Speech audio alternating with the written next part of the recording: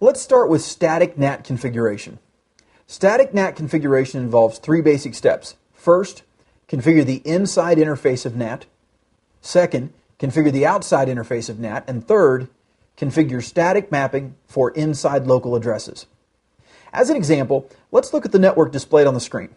The network uses the Class C registered network of 200.1.1.0 and the subnet mask of 255.255.255.0.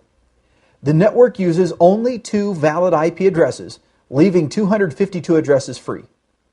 Let's first identify IP addresses from the range of registered IP addresses that we can use as inside global addresses.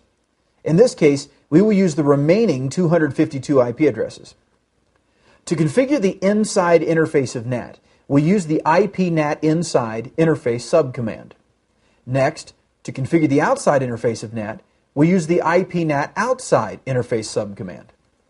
After identifying the inside and outside interfaces of the router, we configure a static mapping by using the IPNAT inside source static command. Let's take each keyword one by one. Inside indicates that NAT is translating IP addresses for hosts on the inside interface of the network.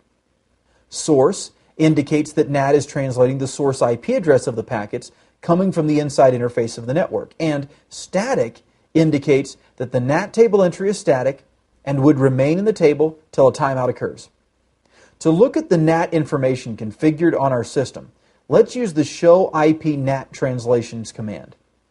For getting NAT statistics, such as the number of hits and the number of translation table entries that are currently active, we'll use the show IP statistics command.